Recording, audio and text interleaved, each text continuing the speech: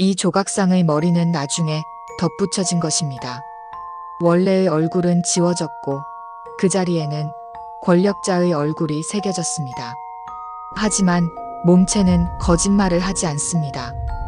4,500년 동안 우리는 스핑크스를 이집트 파라오의 상징으로 알고 있었습니다. 그러나 최근 지질학자들과 천문학자들이 내놓은 결론은 충격적입니다.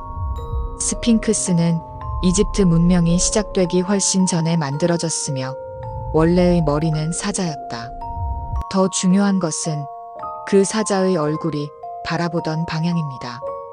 그것은 지구가 아닌 우주의 특정 좌표를 가리키고 있었습니다. 이 정보는 공식 학계에서 오랫동안 무시되어 왔지만 증거는 계속 축적되고 있습니다. 지금부터 들려드릴 이야기는 기록에서 삭제되지 못한 진실입니다. 1798년 나폴레옹의 이집트 원정대가 기자 고원에 도착했을 때 그들은 모래에 묻혀있던 거대한 조각상을 발견했습니다. 당시 기록에는 이렇게 적혀 있습니다. 몸체는 웅장하나 머리는 그에 비해 현저히 작다. 마치 다른 조각상에서 떼어온 듯하다. 하지만 이 의문은 공식 보고서에서 제외되었습니다. 왜냐하면 당시 학계는 이미 스핑크스를 카프레 파라오의 작품으로 결론지었기 때문입니다. 1992년 보스턴 대학의 지질학자 로버트 쇼크 박사는 스핑크스의 침식 패턴을 분석했습니다. 그 결과는 모든 통념을 뒤집는 것이었습니다. 이 침식은 바람이나 모래가 아닌 물에 의한 것이다. 그것도 최소 수천 년 이상 지속된 강우에 의한 침식이다. 문제는 이집트에 그런 강우가 있었던 시기는 기원전 1만 년 이전이라는 점이었습니다. 이집트 문명이 시작되기 7,000년 전의 일입니다. 당시에는 아무도 이것을 이상하게 생각하지 않았습니다. 스핑크스는 단순한 조각상이었고 관광객들은 그 앞에서 기념사진을 찍었습니다. 하지만 일부 연구자들은 계속해서 질문을 던졌습니다. 왜 머리만 침식이 덜 되어 있는가? 왜 목 부분에 인위적으로 깎아낸 흔적이 남아 있는가? 왜 고대 이집트의 다른 어떤 조각상도 이런 비율로 만들어지지 않았는가? 그리고 가장 중요한 질문. 스핑크스는 정확히 무엇을 바라보고 있는가? 스핑크스의 머리 높이는 약 6m입니다. 몸체 길이는 73m, 높이는 20m입니다. 조각의 기본 원칙에서 사자의 머리는 몸체 길이의 최소 8분의 1 이상이어야 자연스럽습니다. 하지만 현재 스핑크스의 머리는 몸체 길이의 12분의 1에 불과합니다. 이것은 단순한 비례 오류가 아닙니다. 고대 이집트의 조각가들은 세계에서 가장 정밀한 비례 감각을 가진 장인들이었습니다. 카르나크 신전의 람세스 2세 석상, 룩소르 신전의 아멘호테프 3세, 멤피스의 거대 석상들. 모든 작품이 완벽한 비율을 유지합니다. 그런데 유독 스핑크스만 예외입니다. 안전하다는 말이 가장 위험한 장치였습니다. 학계는 고대 이집트인들도 실수할 수 있다는 설명으로 이 문제를 덮었습니다. 그러나 실수치고는 너무 체계적이었습니다.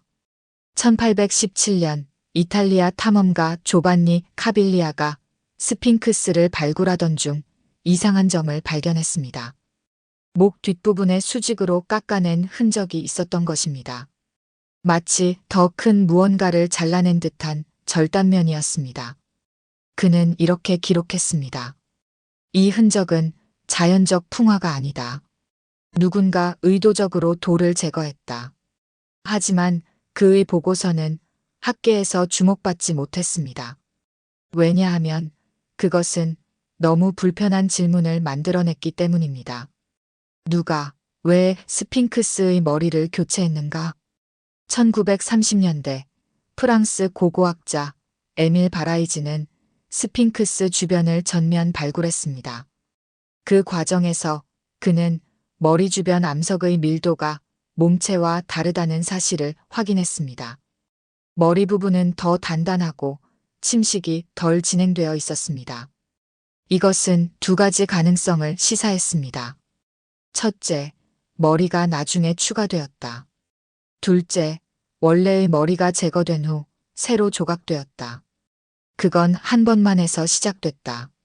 한 번의 발굴, 한 번의 측정, 한 번의 의문. 그러나 그 의문은 계속 쌓여갔습니다. 1950년대 이집트 정부는 스핑크스 복원 프로젝트를 시작했습니다. 복원팀은 몸체의 석회암과 머리의 석회암을 비교 분석했습니다. 결과는 명확했습니다. 두 부분의 암석 연대가 다르다. 몸체는 최소 1만 년 이상 된 것으로 추정되었지만 머리는 약 4,500년 전의 것으로 측정되었습니다. 이 정보는 내부 보고서에만 기록되었고 대중에게는 공개되지 않았습니다. 규칙은 있었지만 언제나 예외가 먼저였다. 공식 연대는 이미 정해져 있었고 그것을 뒤집을 증거는 받아들여지지 않았습니다. 하지만 증거는 사라지지 않았습니다. 1990년대 컴퓨터 시뮬레이션 기술이 발전하면서 연구자들은 새로운 시도를 했습니다. 만약 스핑크스의 머리가 원래 몸체와 같은 비율이었다면 어떤 모습이었을까? 그들은 고대 이집트의 사자 조각상들을 참고하여 스핑크스의 원래 머리를 복원했습니다. 결과는 놀라웠습니다. 복원된 머리는 현재보다 3배 이상 컸고 사자의 갈기가 목 전체를 감싸고 있었습니다. 그리고 그 얼굴은 정동쪽, 정확히 지평선 위 특정 지점을 응시하고 있었습니다. 그 지점은 춘분날 해가 뜨는 위치였습니다. 하지만 더 중요한 것은 그 위치에 떠오르는 별자리였습니다. 사자자리. 그때도 연구자들은 여전히 이것은 우연의 일치라고 믿고 있었습니다. 1993년 벨기에의 토목공학자 로베르 보바른 기자. 피라미드의 배치를 연구하던 중 이상한 패턴을 발견했습니다. 세 개의 피라미드가 이루는 각도와 거리 비율이 오리온 자리의 세 별과 정확히 일치한다는 것이었습니다. 이것은 우연이 아니었습니다. 고대 이집트인들은 오리온 자리를 오시리스 신의 거처로 믿었고 그들의 건축물은 하늘의 지도를 지상에 옮겨놓은 것이었습니다. 보발은 한 걸음 더 나아갔습니다. 만약 피라미드가 오리온 자리를 가리킨다면 스핑크스는 무엇을 가리키는가? 그는 천문학 소프트웨어를 이용해 기원전 2500년경 스핑크스가 바라보던 하늘을 재현했습니다. 그러나 그곳에는 특별한 것이 없었습니다. 이상했습니다. 이집트인들이 모든 것을 별자리에 맞춰 설계했다면 스핑크스만 예외일 리 없었습니다. 그는 시간을 더 거슬러 올라가기로 했습니다. 기원전 5000년, 기원전 8000년, 기원전 1만 년, 그리고 기원전 1만 500년경의 하늘을 재현했을 때 그는 숨을 멈췄습니다. 춘분날 새벽 스핑크스가 바라보는 정동쪽 지평선 위에 사자자리가 떠오르고 있었습니다. 완벽한 정렬이었습니다. 스핑크스의 시선과 사자자리의 위치가 일직선을 이루고 있었습니다. 이것은 한 번만 확인해 보면 된다는 호기심에서 시작된 것이었습니다. 하지만 그 확인은 모든 것을 바꿔놓았습니다. 보발은 이 발견을 학회에 발표했습니다. 반응은 양극단으로 갈렸습니다. 일부는 혁명적 발견이라고 평가했고 일부는 유사과학이라고 비난했습니다. 이집트 고고학 최고위원회는 공식 성명을 발표했습니다. 스핑크스는 카프레 파라오 시대에 건설되었으며 그 이전의 어떤 구조물도 존재하지 않는다. 하지만 성명서는 한 가지 질문에는 답하지 않았습니다. 왜 기원전 1만 500년의 별자리 배치가 스핑크스와 정확히 일치하는가? 그건 한 번만 해서 시작됐다. 한 번의 시뮬레이션이 7,000년의 시간을 뛰어넘었습니다. 1994년 영국의 작가 그레이엄 핸콕은 이 연구를 더 확장했습니다. 그는 전 세계의 고대 유적을 조사하면서 이상한 공통점을 발견했습니다. 앙코르와트, 티아우아나코, 테오티우아칸, 그리고 기자 피라미드. 이 모든 유적이 기원전 1만 500년경의 별자리 배치를 반영하고 있었습니다. 특히 춘분점의 위치가 중요했습니다. 지구의 세차 운동으로 인해 춘분점에 떠오르는 별자리는 약 2160년마다 바뀝니다. 현재는 물병자리 시대로 접어들고 있지만 기원전 1만 500년경은 사자자리 시대였습니다. 그리고 그 시대의 상징이 지금도 기자 고원에 남아 있습니다. 사자의 몸을 가진 스핑크스로. 안전하다는 말이 가장 위험한 장치였습니다. 학계는 기원전 1만 500년에는 문명이 존재하지 않았다고 반복했습니다. 그러나 증거는 계속 나타났습니다. 터키의 괴베클리 테페 유적은 기원전 9600년경에 건설되었습니다. 이것은 농경 문명이 시작되기 전 수렵채집 사회였던 시기입니다. 그런데 그곳에는 20톤짜리 석주들이 정밀하게 배치되어 있었고 그 석주들은 별자리를 가리키고 있었습니다. 이것은 한 가지 가능성을 열어놓았습니다. 우리가 알고 있는 문명의 시작점은 잘못되었다. 더 오래된, 더 발전된 문명이 존재했고 그들은 별을 읽는 법을 알고 있었습니다. 그리고 그들이 남긴 흔적 중 하나가 스핑크스였습니다. 1995년 미국의 지질학자 데이비드 콕솔은 스핑크스 주변의 안반을 다시 조사했습니다. 그는 스핑크스가 파인 구덩이의 벽면에서 독특한 침식 패턴을 발견했습니다. 수직으로 깊게 파인 홈들이었습니다. 이것은 물 위에서 아래로 흐르면서 만들어진 흔적이었습니다. 문제는 이집트 사막에는 그런 강우가 수천 년 동안 없었다는 점이었습니다. 마지막으로 그런 비가 내렸던 시기는 빙하기가 끝나던 기원전 1만 년경이었습니다. 콕솔은 보고서를 제출했습니다. 스핑크스는 최소 기원전 7000년 이전에 건설되었으며 원래의 구조는 현재보다 훨씬 컸을 가능성이 높다. 이 보고서는 학계에서 격렬한 논쟁을 불러일으켰습니다. 하지만 이집트 정부는 추가 조사를 허가하지 않았습니다. 규칙은 있었지만 언제나 예외가 먼저였다. 공식 연대는 변하지 않았고 의문을 제기하는 연구자들은 발굴 허가를 받지 못했습니다. 그럼에도 그들은 질문을 멈추지 않았습니다. 만약 스핑크스가 기원전 1만 년경에 만들어졌다면 누가 만들었는가?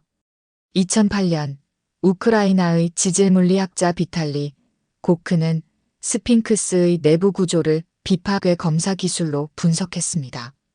그는 지하2과 레이더를 이용해 스핑크스 아래의 안반층을 스캔했습니다. 결과는 예상을 벗어났습니다. 스핑크스 바로 아래 지하 약 9m 깊이의 빈 공간이 존재했습니다.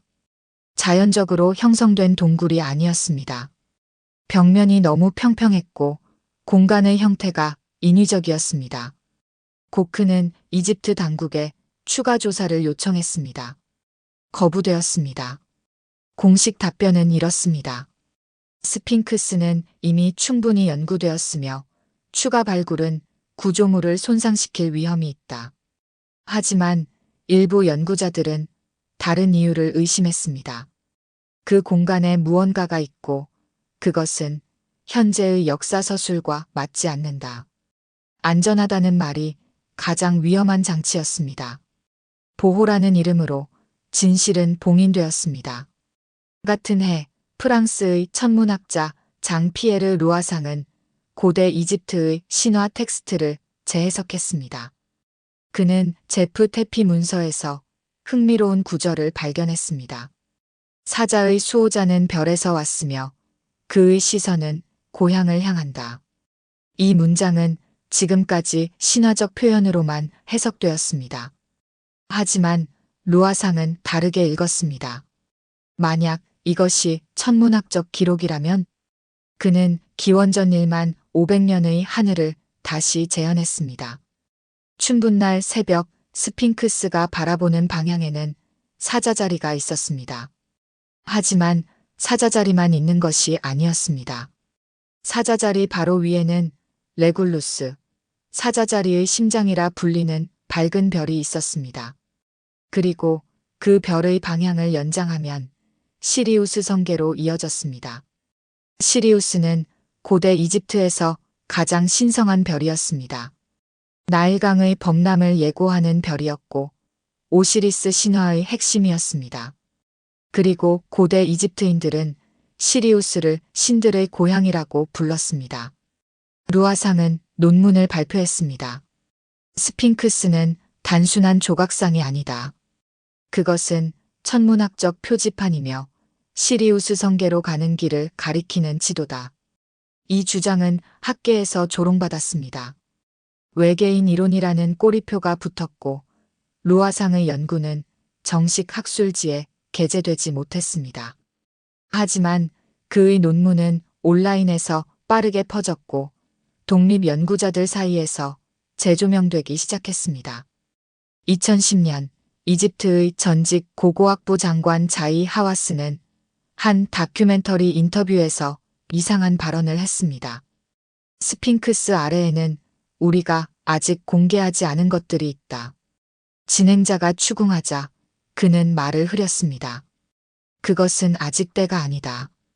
이 인터뷰는 편집되어 방송되었지만 원본 영상은 인터넷에 유출되었습니다. 그리고 그 영상을 본 사람들은 하와스의 표정에서 무언가를 읽었습니다. 두려움이었습니다. 그건 한 번만 해서 시작됐다. 한 번의 실수, 한 번의 발언. 하지만 그 발언은 지워지지 않았습니다.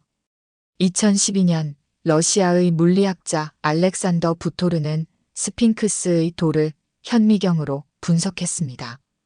그는 머리 부분의 석회암에서 미세한 금속 입자를 발견했습니다. 이것은 고대 이집트의 청동기 도구로는 설명되지 않는 흔적이었습니다. 분석 결과 그 금속은 철과 니켈의 합금이었습니다. 이런 합금은 현대 공구에서나 사용되는 것이었습니다. 부토르는 보고서를 제출했습니다. 스핑크스의 머리는 고도로 발달된 금속 도구로 가공되었다. 이집트 당국은 이 보고서를 받아들이지 않았습니다. 공식 입장은 이랬습니다. 샘플 채취 과정에서 현대의 오염이 발생했을 가능성이 있다. 하지만 부토르는 여러 지점에서 샘플을 채취했고 모든 샘플에서 동일한 금속 입자가 검출되었습니다. 규칙은 있었지만 언제나 예외가 먼저였다. 증거는 있지만 인정되지 않았습니다. 2014년 일본의 건축학자 사카우치 켄타는 스핑크스의 구조를 3D 스캔으로 완전히 재현했습니다. 그는 스캔 데이터를 분석하면서 이상한 점을 발견했습니다. 스핑크스의 몸체에는 미세한 홈들이 일정한 간격으로 배치되어 있었습니다. 이 홈들은 너무 정교해서 자연적으로 형성될 수 없었습니다.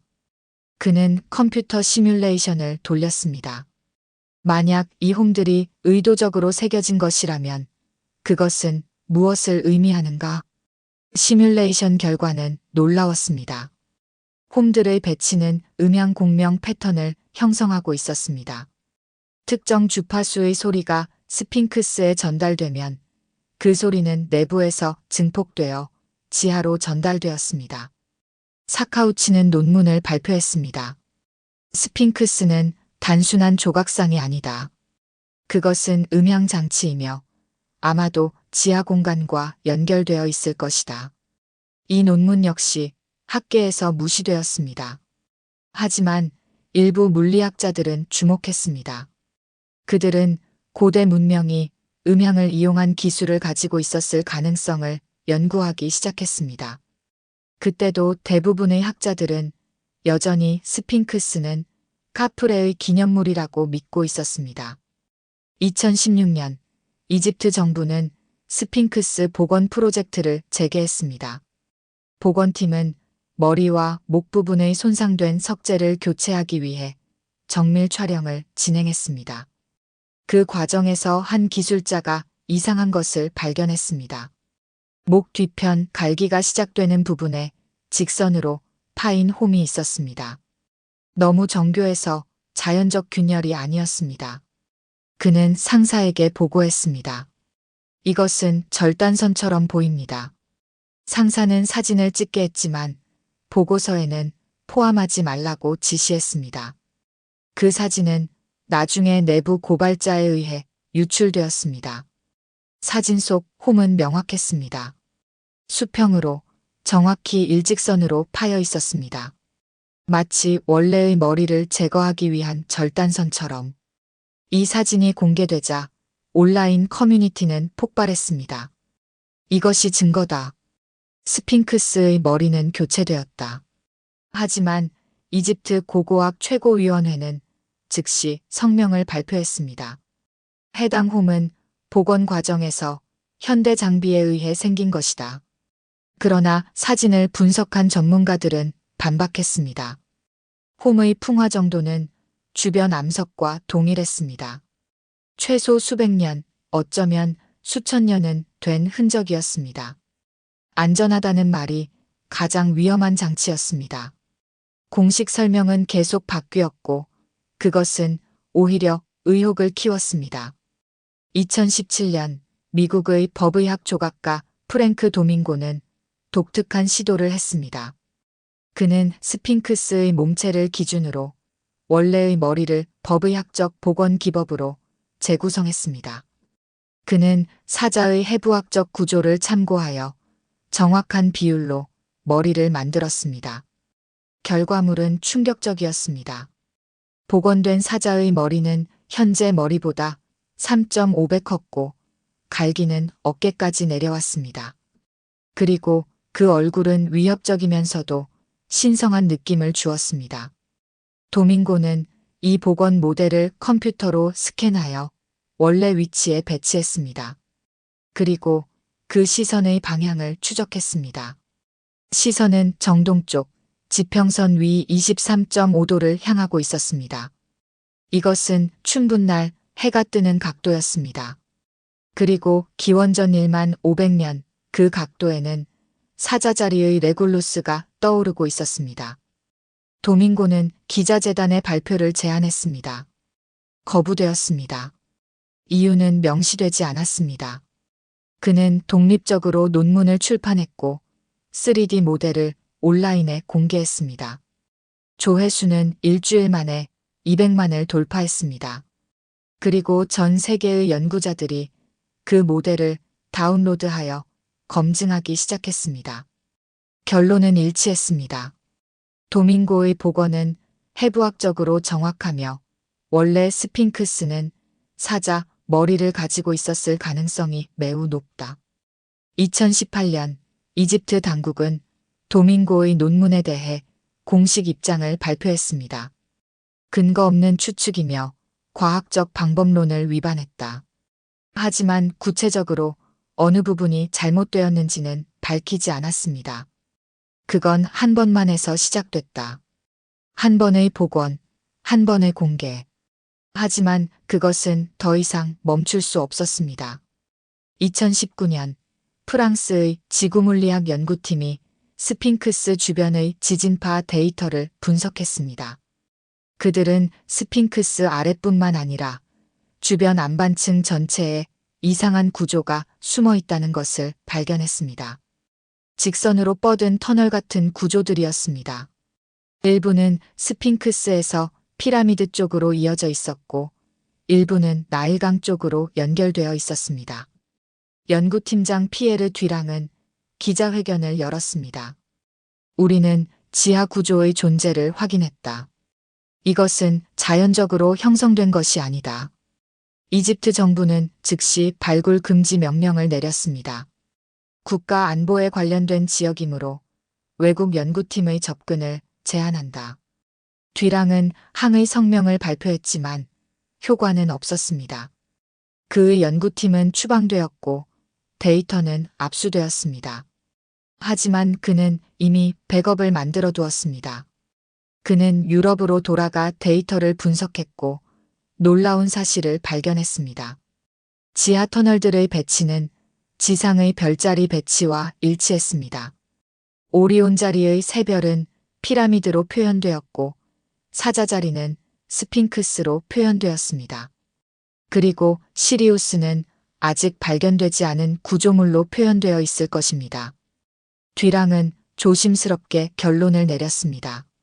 기자 고원 전체는 거대한 천문도이며 그것은 하늘을 지상에 옮겨놓은 것이다. 그리고 그 설계는 기원전 1만 500년의 하늘을 반영하고 있다.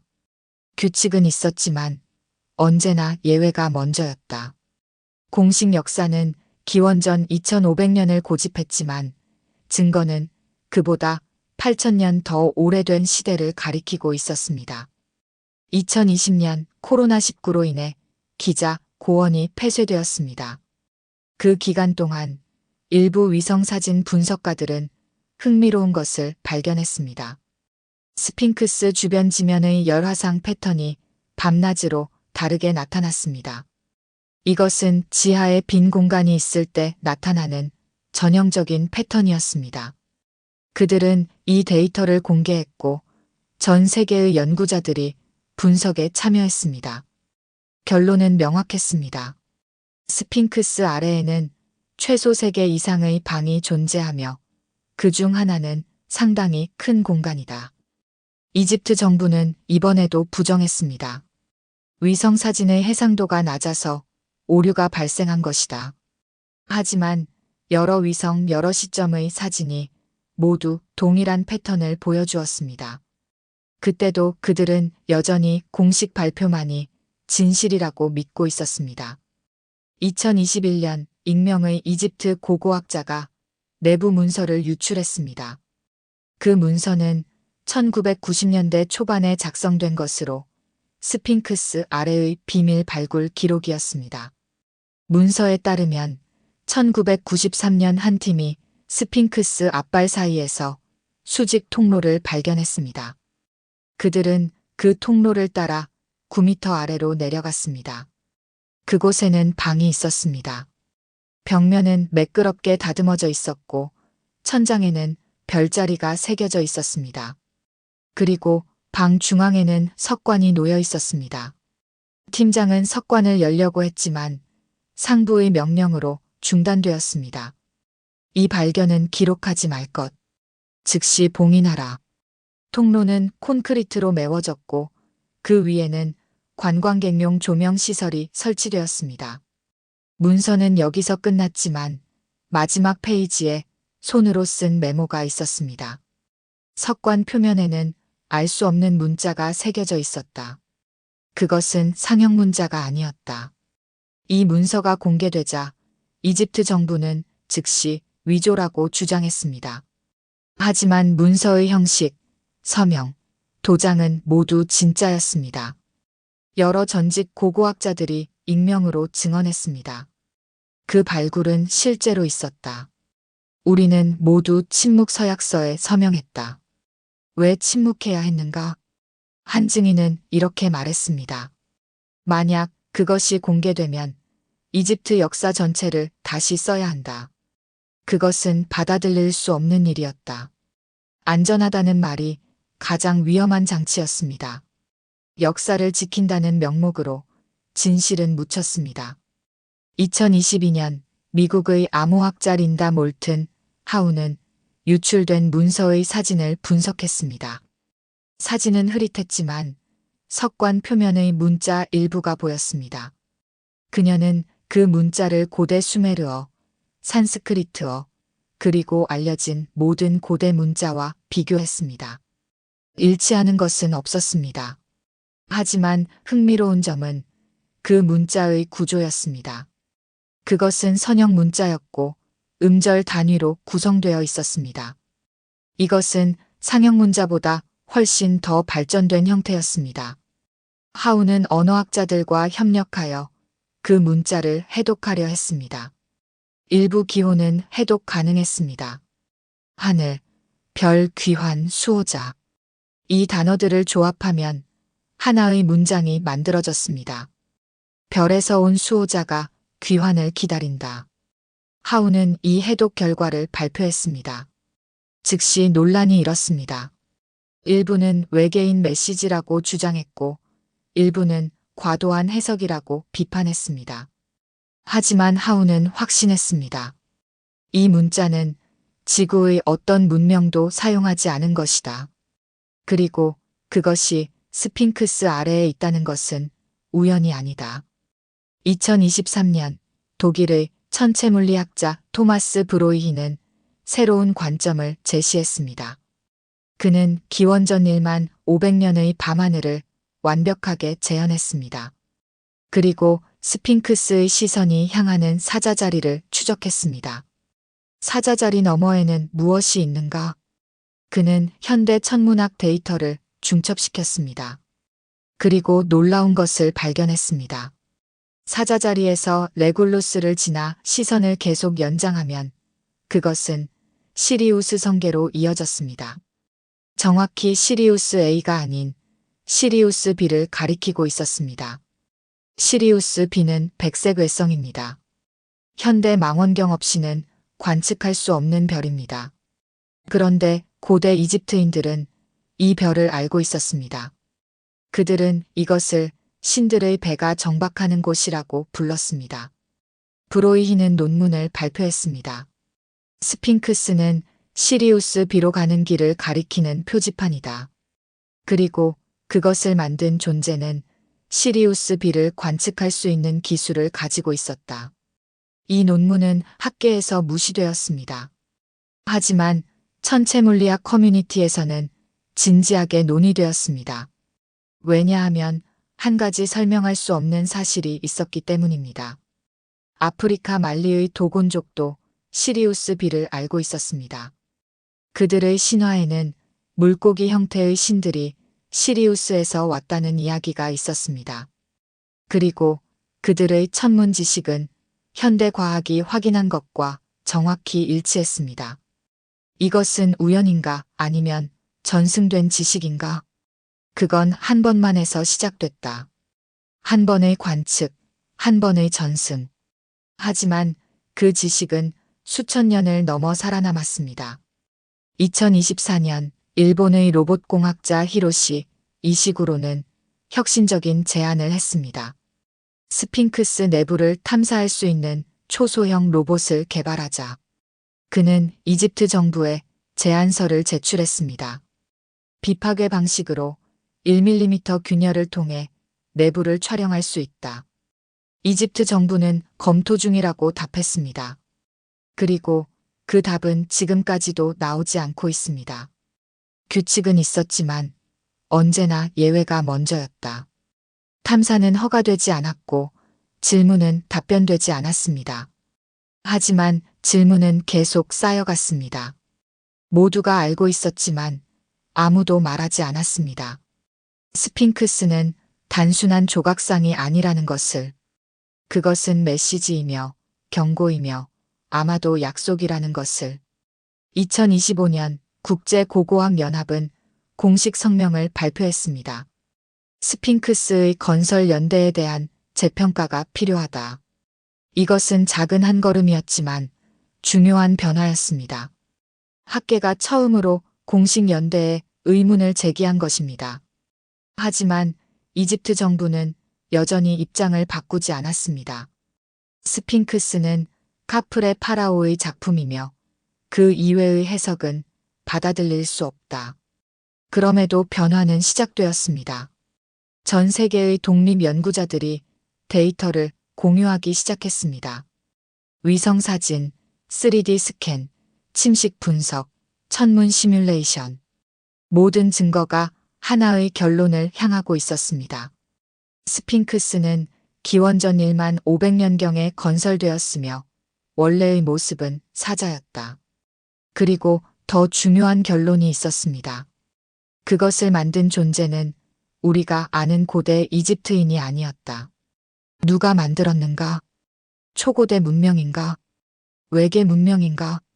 아니면 우리가 아직 알지 못하는 다른 존재인가? 답은 아직 없습니다. 하지만 한 가지는 확실합니다. 스핑크스는 지금도 말하고 있습니다. 그때도 우리는 여전히 언젠가 진실이 밝혀질 것이라고 믿고 있었습니다.